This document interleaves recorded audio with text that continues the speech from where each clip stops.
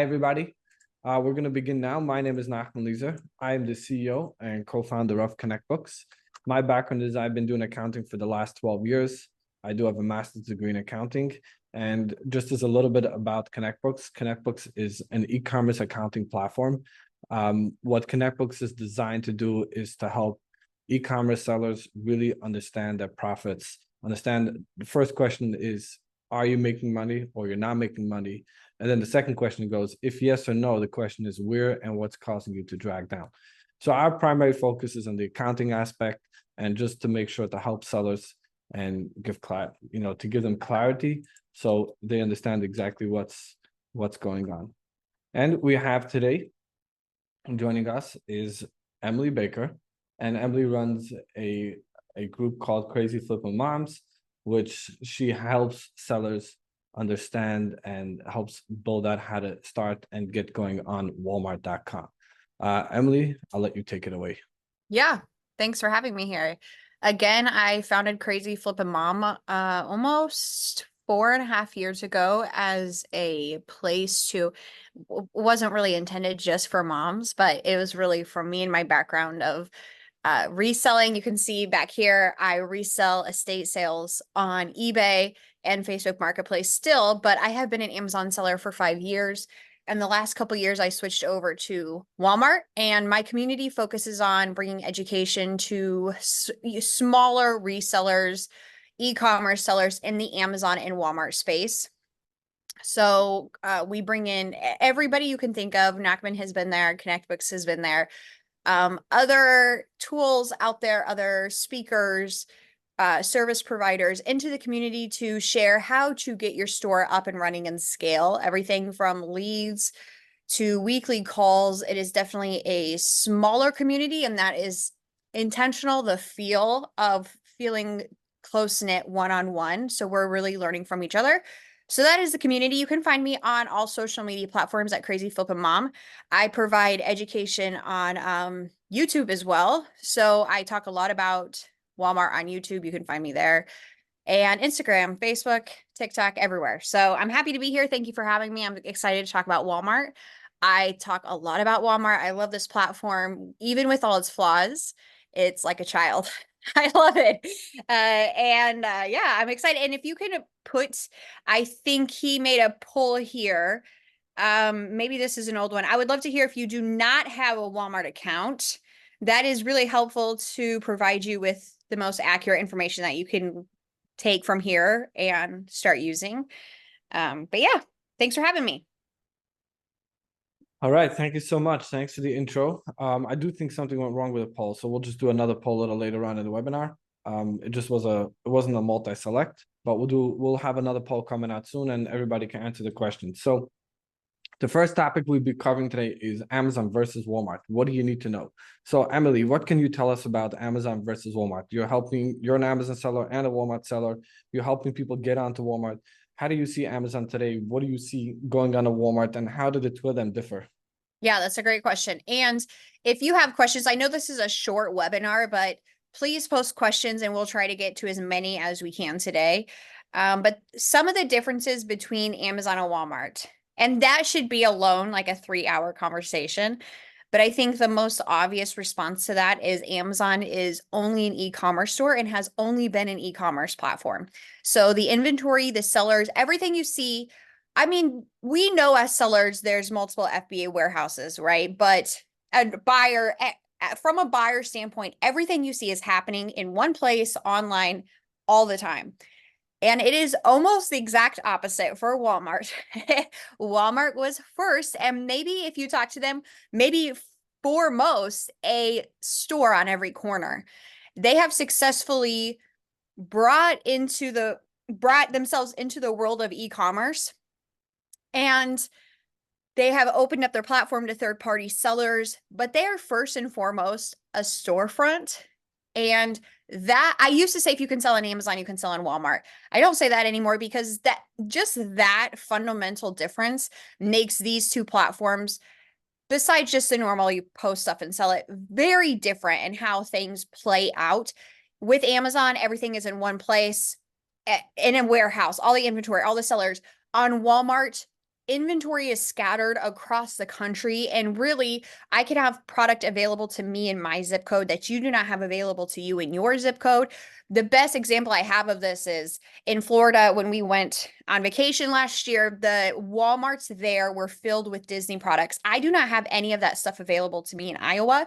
So even across the country, inventory is different, sellers are different, how much inventory you can buy. And I'm trying to collect like buyer buyer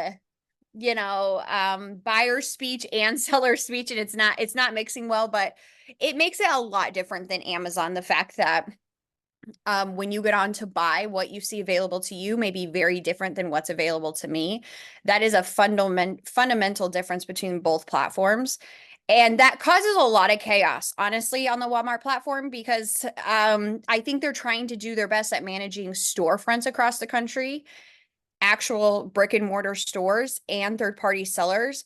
And what's also crazy is Walmart is the leading competitor to Amazon. So their numbers are not, we're not talking about a little platform here. We're talking about a platform that dominates. And for instance, Amazon has what, 9 million third-party sellers, and Walmart has 170,000 third-party sellers. Like, that's a huge opportunity there. But why?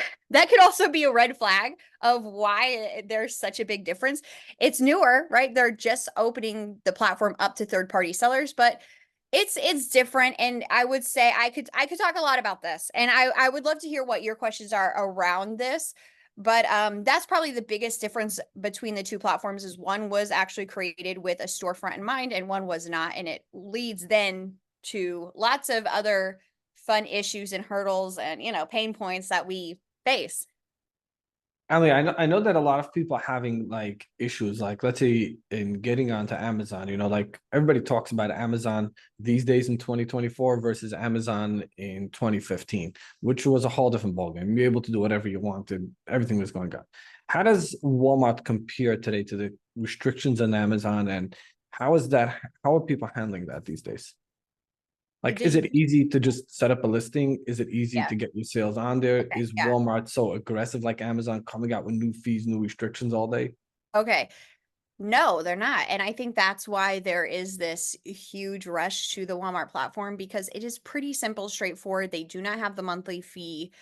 I would say it's difficult to get an account to actually become an approved seller, because they're looking for established sellers. Whereas Amazon, you need your driver's license really to open an account. But then on the back end is where the work comes with ungating. Walmart, it's more difficult to get that account set up because, like I said, they want to see you already have inventory, you have sales history, you have product to sell. But then on the back end, there isn't really the gating and restrictions you see on Amazon. The fees are similar between platforms, but they're also not putting the burden of placement fees and all of the extras that come with what Amazon is. That's really not there. It's very simple, for better or worse. It's very simple. You can sell most products there, most toys there. I am primarily a grocery seller on Walmart. And I would say that is another difference between both platforms. I think it seems like there may be a lot of Amazon sellers here. You probably know your customer base and what they're looking for. And I would say Amazon sellers, Amazon customers, they have been buying on Amazon for a while, and they're comfortable buying tires, toothbrushes, makeup. There's a wide variety of products people are getting on Amazon to buy. And when you look at Walmart, a big difference I see is, what do you shop for on Walmart compared to Amazon? And I think of more replenishable products, grocery products is what you're getting on Walmart to buy. And so there is that difference there. But to answer your question, somebody said, is it cheaper? What platform is cheaper? Walmart. Straightforward. But what you lack on Walmart is data, Keepa charts, all the information, the ranking system, all the information to know how well this listing is going to perform.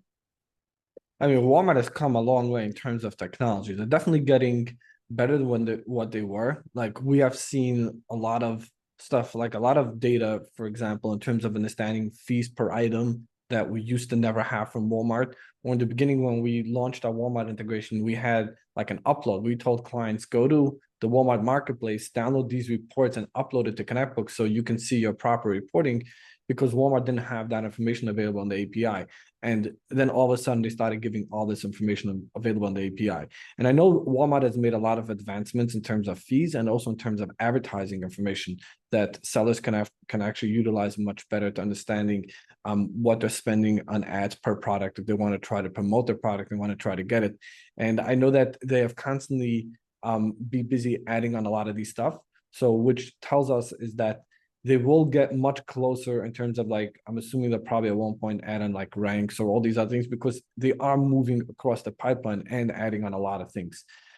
So I want to move on to the next topic is one of the things we want to discuss about is which data Walmart sellers should be obsessing over. So one of the things that I have seen personally is on the Walmart platform, which differs a little from Amazon, and it's definitely, the Walmart is definitely, like as Emily stated, climbing up, and they have the ability to compete with Amazon.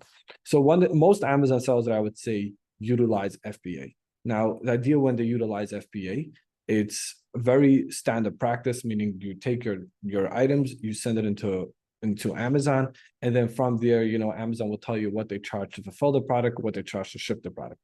Walmart recently launched their WFS services, and WFS, works the same way as Amazon. You send in your inventory, and the benefit of utilizing the fulfillment services versus using your own fulfillment services is that there is no hidden fees. So for example, if you know that, let's say a certain product, let's say if they tell you that to ship out this product, it doesn't matter where in the country we want to ship it, costs, let's say $3, then you rather understand, okay, I price it at X.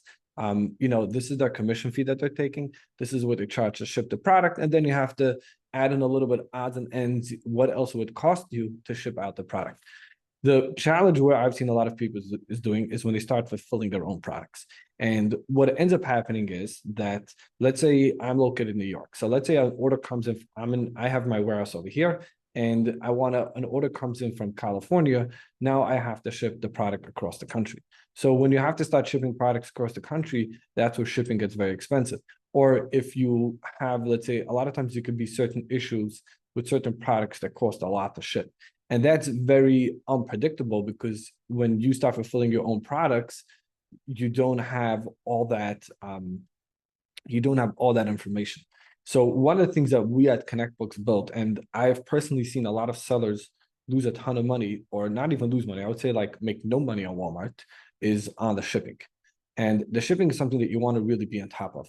So one of the features that ConnectBooks has is that we connect to Walmart directly. We pull in all that information.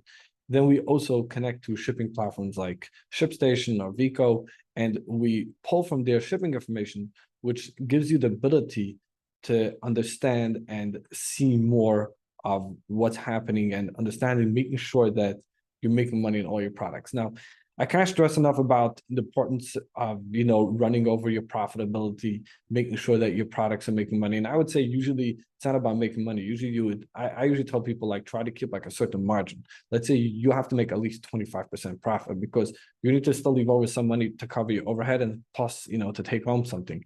So you always want to have that certain profit margin that you want to keep. And you want to also make sure that you have that you're recording that you're making the proper profit margins, including the shipping costs, which is probably one of the biggest, killers can be there. And that's where WFS could really help you a lot. So I do know that there's a lot of ability, like if somebody is trying to get approved for WFS, I do know that I do have some people to reach out to. I'm sure Emily also has, who can help you get approved on that part if you're looking to get into the WFS section. Yeah, So that's an interesting point on WFS because they do run their merchant side in WFS very similar to Amazon, but as far as getting them up and running, it feels like two different lanes. You can't sell like on Amazon, you can sell the product, the whatever product, merchant and FBA on the same listing, whereas Walmart, you can't do that. So, and even you can get approved and then immediately you can start listing merchant product. And then you have to go through a couple extra steps to then get approved for the WFS side. So it's like two different lanes on Walmart, whereas Amazon, it's one lane, throw it on, see what happens. Yeah. So, Andy, what can you tell us about? Let's go back a minute to the other topic about getting started in Walmart. So, we actually just launched a poll, and I'm going to share the results with everybody. So we have like this. We got 50% of the audience. I mean, 50% of people responded to the poll. Not everybody responded to it, but 50% of people responded are selling on selling on Walmart and Amazon. Then we got like another 30% who are only selling on Amazon, and we have 2% that are only selling on Walmart, and then we have 18% that are not selling. So there's I would say half of the poll are not really selling on Walmart. What can you tell them, about getting started? And what I'm saying is that, people like to move fast. They Yeah. want to get started, they want to move fast, of course. Like, what are the main basic steps to getting started, and what are like the common pitfalls, like, right away to avoid in this? Yeah.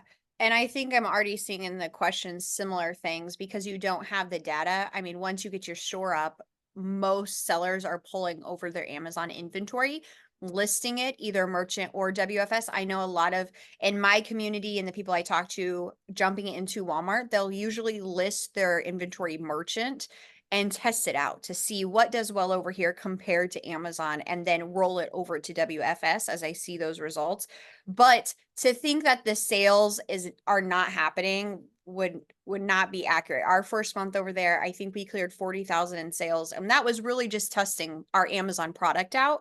So I think that would be that's obviously great, but it can create other issues in bookkeeping, just kind of keeping track then of Amazon, what's happening on Amazon, and then bringing in Walmart. Walmart is different, especially if you're shipping merchant, because you can ship through Walmart, which is a newer feature. You can buy shipping labels through Walmart. It's usually more expensive. So then you're connecting something like ShipStation and using credit to then purchase shipping labels, which ConnectBooks does connect to ShipStation, correct? Yeah, we do. So that makes it nice, but there are some hurdles over there like that. It's just not as seamless as Amazon is. Everything just it's simple. And when it comes to bookkeeping, that does make it nice because it's 8 to 15% fees on most of the product you're selling. But Could if you go you're, back a minute? We lost you for like a half a second. oh yeah, what did you hear me last? We heard you last. We're like, you start off at Walmart. We're comparing the fees. Yeah, the fees are the same. And so it makes it nice, but it's so simple on Walmart that it can kind of create a little bit more of a headache to just almost you need to go slow through the steps, but then the demand is also there. And so I think that was a great point what Nachman said about watching your margin and your bottom line. I think that's the first question people have is bookkeeping. What do I need to have? What does the ungating look like? What are the restrictions look like? So you can scale quickly because it does happen. I mean, when we got started and I was testing product and pretty much putting limitless quantity up there, I would wake up to 200 orders, which is out of control, but the demand is there. So getting it all set up in place to have a good bookkeeping structure, know where you're going to purchase shipping labels if you're starting merchant to test product before you switch it over WFS. All of those little details matter. But Walmart is pretty simple. Once you're on, sell what you want, create listings. If you already have a brand, you can get that set up over there. Pretty straightforward. Yeah, I think somebody did mention creating listings. You can definitely do that. You can put your brand over there. They have great, what is it? You can sponsor listings, you can create ads. All of that good stuff is happening over on Walmart too. And I think it just takes a little bit of time to get all your products set up and running the way you want it to be. I have an interesting question. You mentioned like on Walmart, one of the things is that they don't have any ranks. Like I know like in Amazon, one of the biggest things is the buybacks. Right. Not just the buybacks. You want to understand how often you get the buybacks, but that's when you're competing. But then also before you get to the buybacks, one of the things is you check the rank of the product, and the rank of the product is really what will tell you how much it will sell. And that's primarily where most softwares, get their data. And I mean, recently Amazon also started releasing how many, like if a product sells well, they'll write like, this sold over 10,000 units last month. Right. Is there like any like tools that can give like forecasting analytics on Walmart that sellers can use to like see this product sells very good on Walmart, or primarily people are just looking what sells on Amazon and then just trying to sell those products on Walmart as well? Right. There's not a great tool right now. That's once you get the listing into your catalog, there is a performance metric on Walmart Seller Center where you can see conversion rate and views. So very But that's simple. only but that will only be for the seller, not for the public. That's only for the seller, correct? And it's on the listing that you add. So that's helpful. Very basic information. How many times are people searching for the product you list? But if your listing is already up on Walmart, I do like to look at that listing because it'll show trending product, 1,000 bought yesterday, 50 bought yesterday, but there is no ranking system. There's a theory that if it's selling on Amazon and you can see those metrics there, it probably will sell on Walmart. So that is why a lot of sellers are testing their product out first to see, does this product do well on its own? Do I need to put it in a bundle? But I've heard some people say bundles don't work as well, multi-packs don't work as well on Walmart as they do on Amazon. So when you're like, why isn't there as many sellers? Why aren't the sharks there yet? Because we're testing a lot of stuff out. I think that's the benefit of being a small seller. You can pivot, test your product, see what does well, change a listing, define the listing a little bit better, but it's kind of a hope and a prayer. Wow. So you're saying basically in terms of like forecasting, estimating what the sales will be on Walmart, there isn't really any tools for it. But what people are primarily doing is they're taking their good going products on Amazon and testing that at Walmart. So I always like to look at the positive side. I would say that not being able to see how much a product sells is a very big downside because you don't know what to purchase next. But I would say that if you do find a good product, it's not so easy for other people to know that it sells well on Walmart. So you can kind of keep it by yourself for a little bit before everybody starts jumping on you. Exactly. And it's common to have a listing I'm selling really well and there's no other sellers. Because no one knows about it. Competition is slim. And yeah, I am taking my Keep It charts from Amazon. For instance, last summer, trending products from TikTok was a liquid starch laundry product. And I saw videos on TikTok. So, of course I run to Amazon. What is it selling for on Amazon? And there was over 100 sellers. On Walmart, there was nobody selling this product. And I jumped on and started selling it, so it is putting to work, putting to work all the tools you've taken on Amazon, you've learned over the years and doing some of the work. I mean, there are some tools coming. I'm testing some of the new products that are about to come out on the market. Are they going to solve all these problems? No, because Walmart is hiding a lot of this information. They're just not making it public. So yeah, it's a big hurdle for new sellers. But I do know that Walmart has the option to, so what we're talking about is more like forecasting, like if you want to have like tools that like scrape listings and tell you what sells. But I do know that on your own sales, Walmart does give conversions. They don't give everything like so nice and easy, but I do know that we are implementing some features in order to be able to see conversion rates. You're able to see the traffic and those stuff. So I would say that in the Walmart side, we will be having an update coming pretty soon in the next like probably 2 to 3 weeks, which will be, I would say, more after the fact.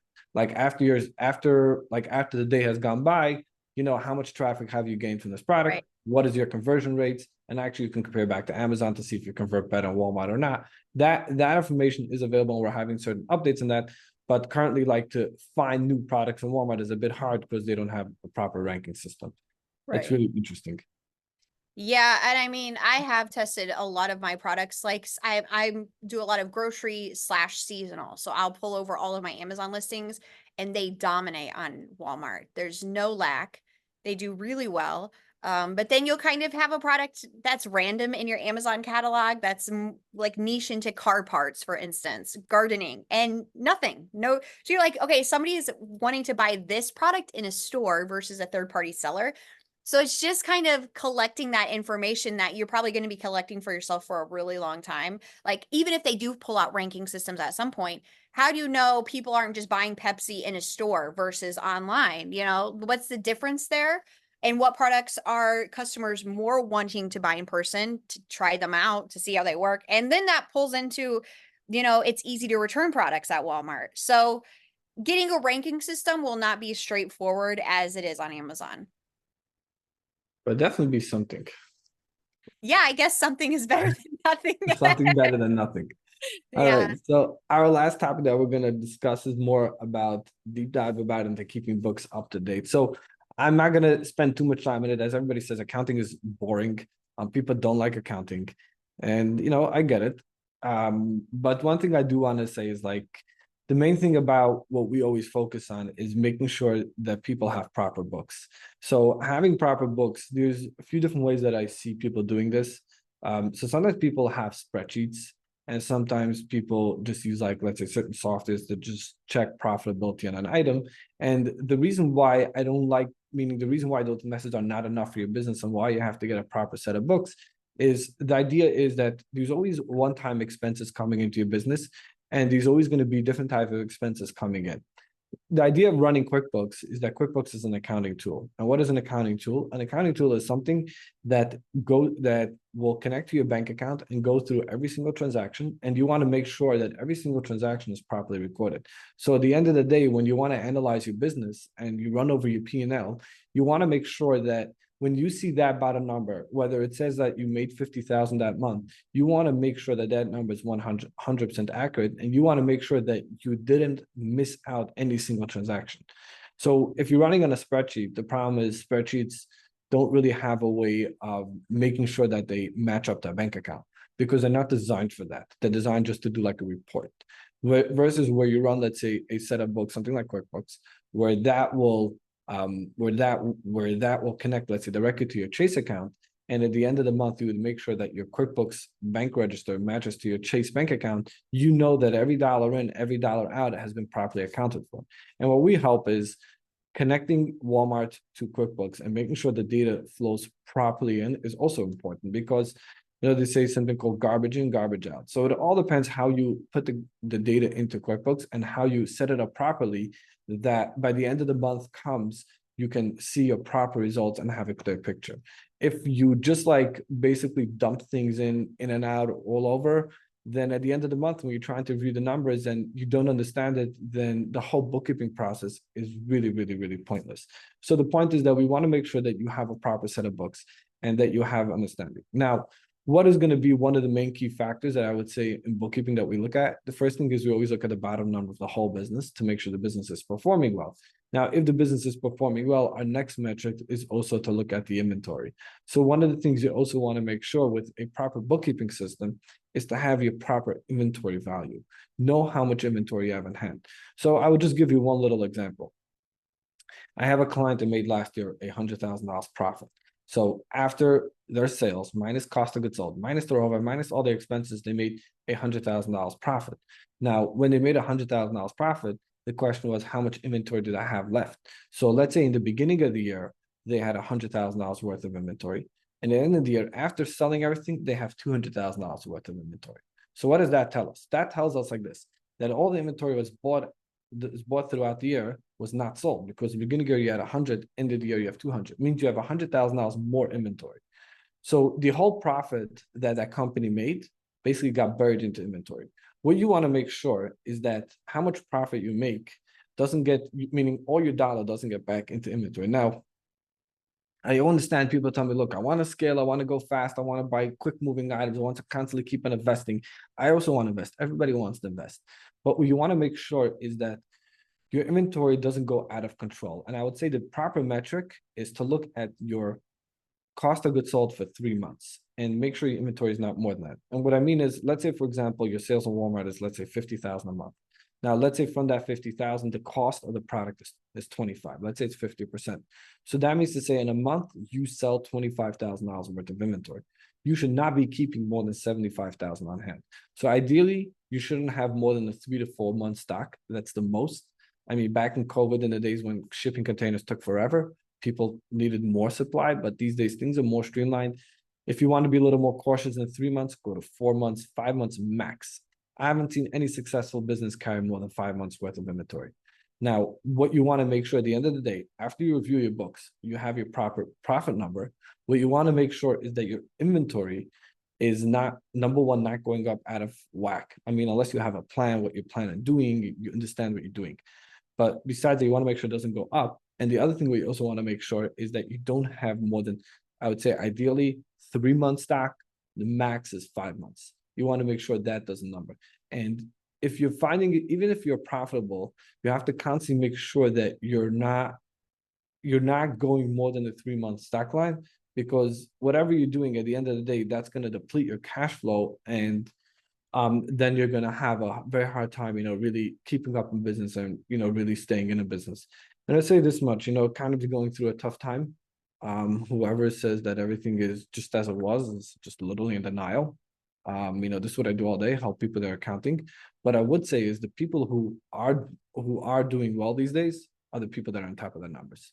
People who are on top of the numbers. People don't just buy inventory because they got a good deal. They actually make sure that the inventory sells out. They actually make sure they don't sit with inventory more than 3 to 4 months. Those are the people who are still making money. So it was a different ball game a year and a half ago, where the economy was doing great and everybody was buying and everybody was selling, and sales are down on Amazon as well. Meaning to say, from numbers I've seen from bigger sellers, they're down, I would say 10 to 15%, because the economy is just down. People are down. But that doesn't mean that people are not making money. Meaning, like say, for example, a big account that I analyzed was making, let's say, 2 million in profit. Last year made only 1.5. So they're down 0.25% in profit, but they're still making money. They're still in business.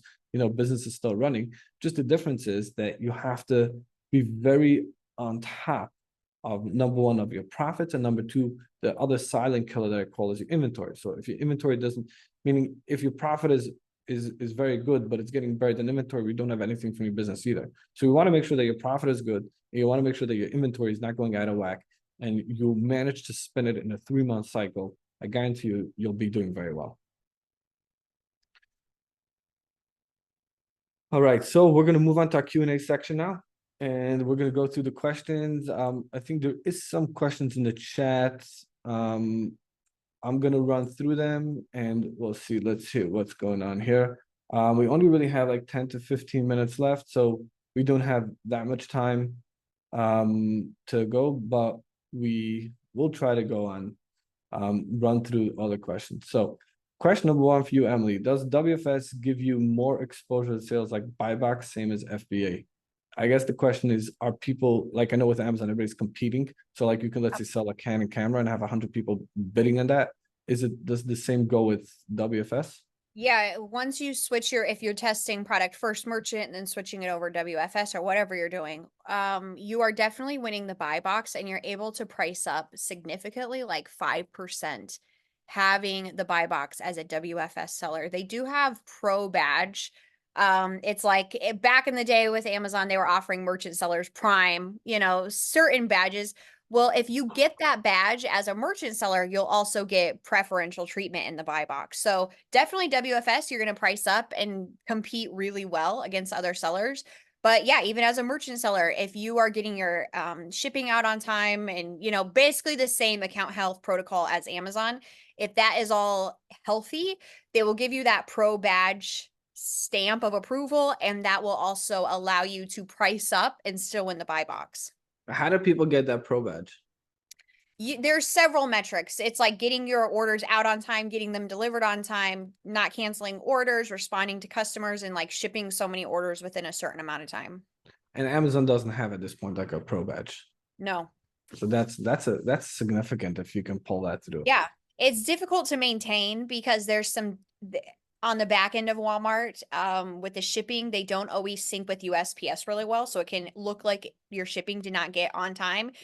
But if you have the pro badge, they will push you in the buy box over other sellers, even priced significantly lower than you. So it's helpful. Wow. Does Walmart also have restrictions on storage? Like I know with Amazon, there's like the max, and now there's like a new thing that you have to keep a minimum. How does Walmart? Can you send in as much as you want, or they restrict? I don't see anything like that. I don't see any restrictions for new sellers. You're going to run into restrictions just similar to Amazon. As a new seller, they kind of keep you gated in a way as how much you can sell per month. But those restrictions are really easy to get through. And I will say they have a big event happening in August in San Francisco, and it seems like they're putting out a lot of new updates for that event in the platform. So some of these things, I don't know. I don't think it's been around. Like, do they have a subscribe and save option? I have not seen anything like that, but it seems like daily they're rolling out new features. I would imagine so they have a lot to announce at that event in August. Nice. All right. So next question is, some of them we already answered. All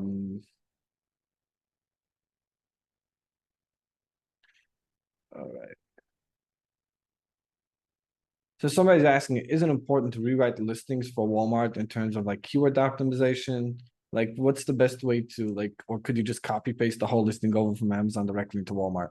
Yeah, you can copy paste it. It's it's a very simple process to get a listing up and going. There is a platform called Wally Smarter, and that is a good one. There's a couple there's Data Spark and Wally Smarter that are specific to Walmart. And Wally Smarter has a feature where you can create a listing within Wally Smarter and it will give you all the keywords that will help boost. So there are some things out there already. They're just not there yet, you know. Mhm. But you did mention that once you have the listing, you probably could see certain search terms. So you can, meaning initial creating the listing, probably maybe just copy over from Amazon. Then I guess like 2 weeks in, you can probably search the keywords to see, what's performing better. Right. And you can always update the listing, update the pictures, the title as Right. you're going. And then there's another question is, what about sellers that can do weekend deliveries? Does Walmart require to do weekend deliveries? So this is interesting. This is something they just updated a week ago. At one point, as far as the merchant side, you could set up your shipping template. I'm sorry, did you say merchant or WFS? The person did not specify. The just question is about weekend deliveries. So it's probably for merchant, I guess, not for Yeah. WFS. You don't have to do weekend deliveries, but they just did update their shipping template and rules, and that has all changed. It was like you could ship out Monday, Wednesday, Friday, which was really nice because as a merchant seller on this platform and testing a lot of products, you have hundreds of orders to get out. They did away with that. You have to ship 5 days a week. And at one point, you had to ship Saturday, maybe Sunday to get the pro seller badge. That's really interesting. So WFS, they do not have the pro seller badge. WFS, once you switch your product over and Walmart is fulfilling, you'll get preferential treatment immediately. So the Pro badge is just for merchant, not for WFS? Yes. Got it. Got it. So it's probably the best is just to get to WFS and just ship the products there. Yeah, I know a lot of people are testing them out first just to see, but if you have the sales history from Amazon, you could assume that it would do well on Walmart. I would start with smaller shipments. I wouldn't send pallets in to test it out.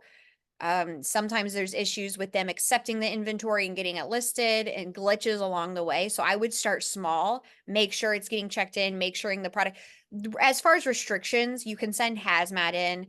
Sometimes you'll send a product in that is pesticide, and sometimes you'll take some of them, sometimes not the other. So I would just test them all out in smaller batches before you jump into the deep end. Here's an interesting question. Is there a way to ship to a specific WFS fulfillment center? This customer is claiming they want me to ship pretty far. Is there something like you can ship locally, or can you have everything go to one fulfillment center?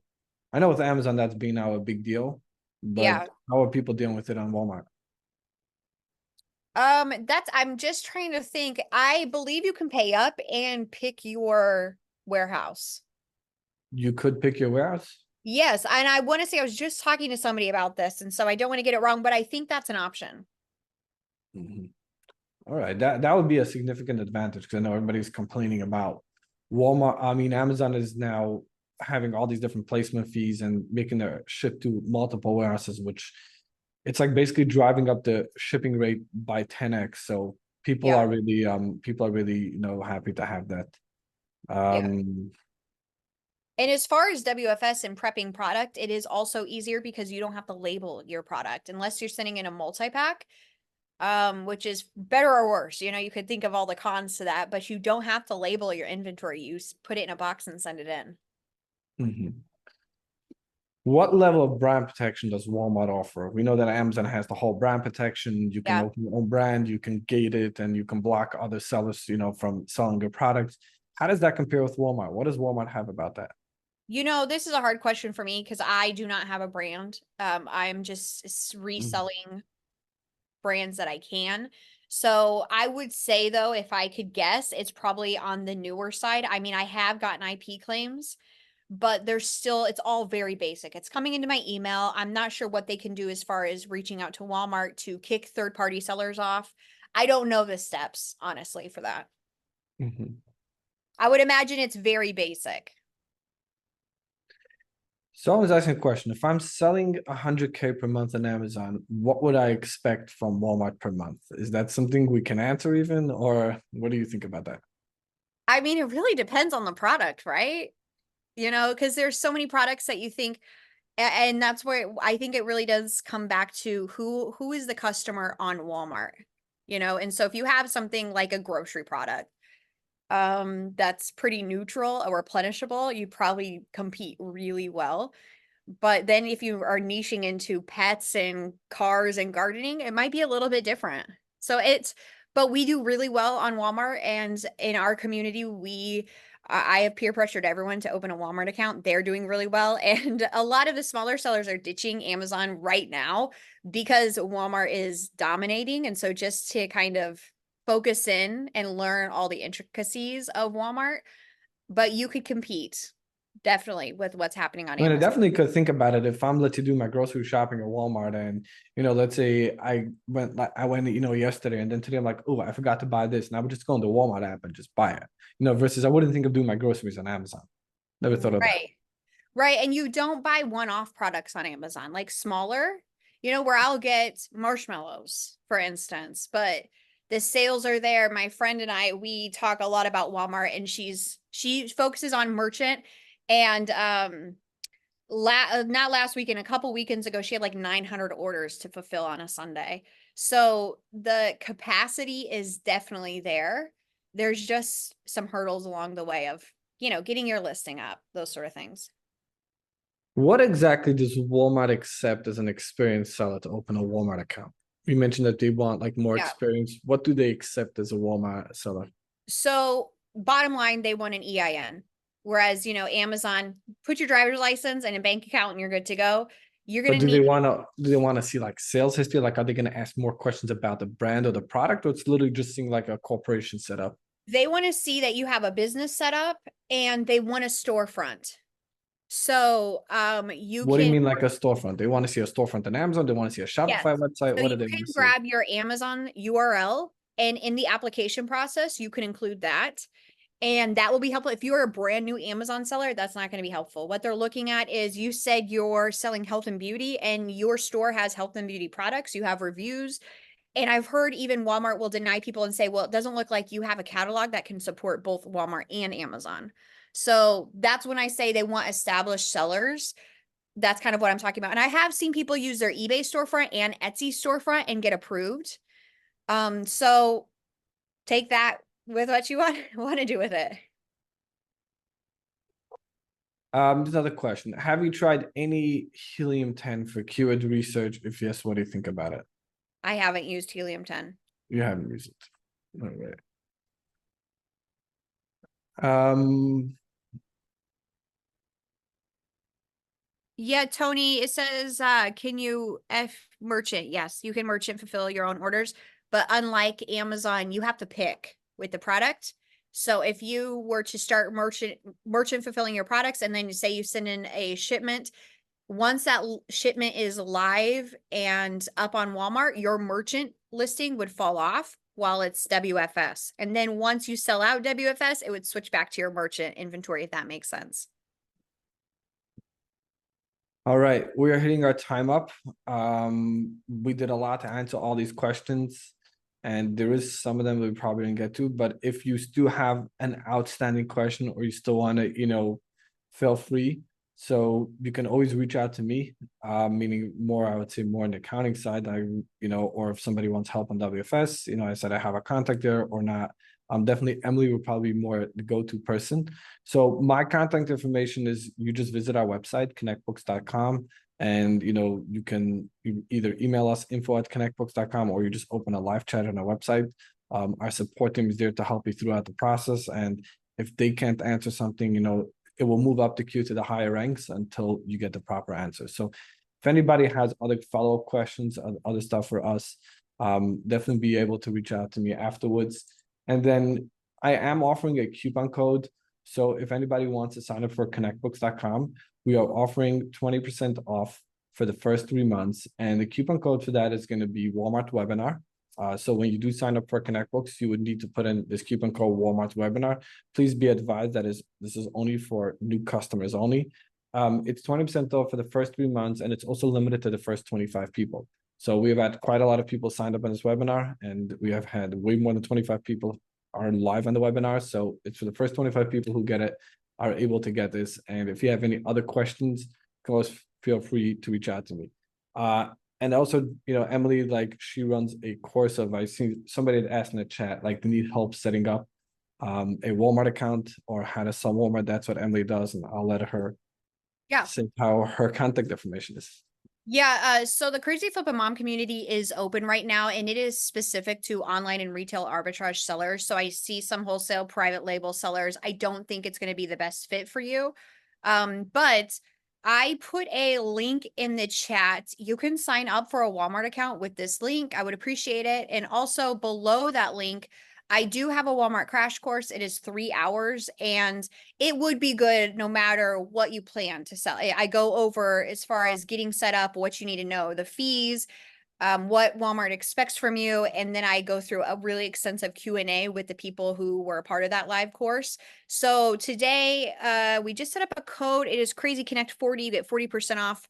You can go to the link I put in the chat. Maybe we can put this out in an email as well. And you can download and watch that crash course on demand. You'll have it forever. You can watch it over and over. But you can find me and interact with me on all social media platforms. If the Crazy Flippin' Mom community is not the right fit for you, you can still connect with me on Instagram and Facebook and all that good stuff. I'm live all the time. But yeah, if you have any other questions about my community, about the course, feel free to reach out. I can give Nachman my email as well, and maybe I can have a contact there if you have more. We will have an email going out after the webinar. It's probably be maybe today or probably tomorrow, just with a recap of what we spoke about. And there's going to be my contact information and your contact information, everything included in there. So, if anybody wants to follow up, they'll definitely get that. And also this webinar will be recorded and it will be uploaded to our YouTube channel and other places as well. Awesome. Thank you guys for being here. Thank you for having me. Thanks so much for joining, and thanks everybody for joining here, and see you on our next webinar. Bye.